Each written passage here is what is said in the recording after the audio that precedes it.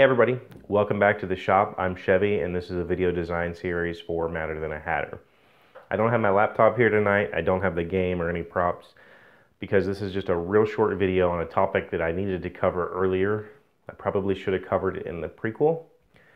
But now that the game is starting to develop and I've got some pretty awesome comments on my blog and on YouTube, so thanks everybody for watching and commenting. The thing that differentiates rapid prototyping from, I guess, the other method of design, I don't really know that there's a name for that other method, is that with rapid prototyping, you typically start with the smallest possible playable thing. You're just trying to play and see if the interaction of the pieces and the mechanics fit together. I guess the other method of design would be to kind of develop this full system before ever sitting down to play it. And I know people like that. I know people who can sit down and develop vast systems and have interlacing parts and tech trees and come up with this whole, mechanism before ever trying the game for the first time. And I've attempted to design that way. I'm not good at it. So the rapid prototyping way, the ideology of it is to just take the smallest possible set of components you can make and try it. So for instance, if you're going to make a CCG, there's no need to sit down and design 250 cards before you ever play the game. Design like 10, put them in a, make 2 copies of each, shelf them up, and see if it works.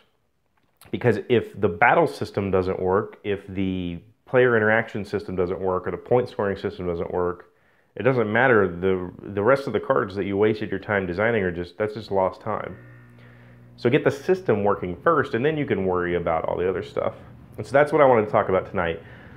One of the comments was from Steve Avery.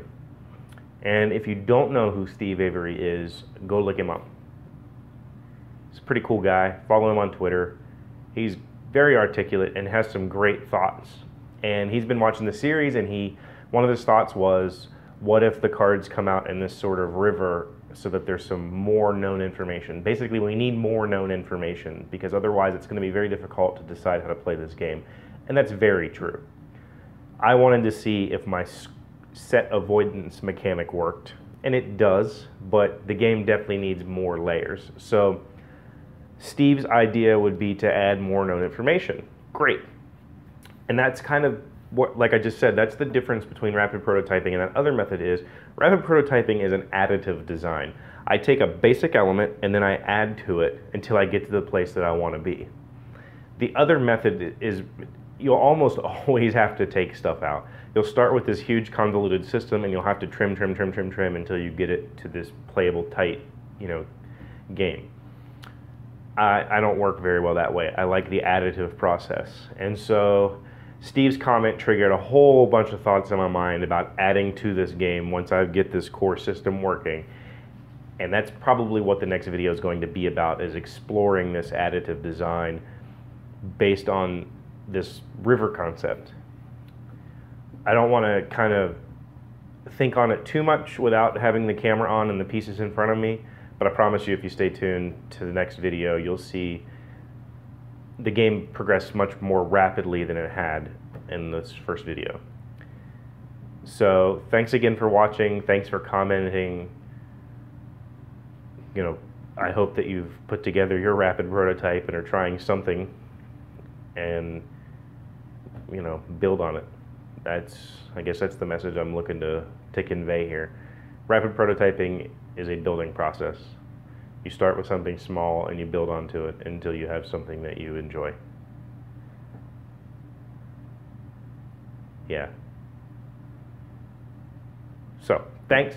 We'll catch you next time.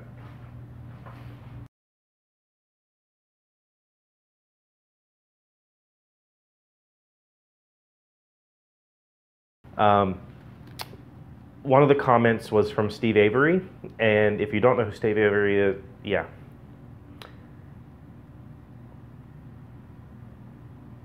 So one of the comments was from Steve Avery, and if you don't know who Steve Avery is, you should look him up.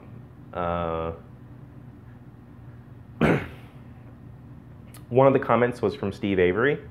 If you don't know who Steve is, God dog it, son of a fudge. One of the comments was from Steve Avery. If you don't know who Steve Avery is, you need to look him up.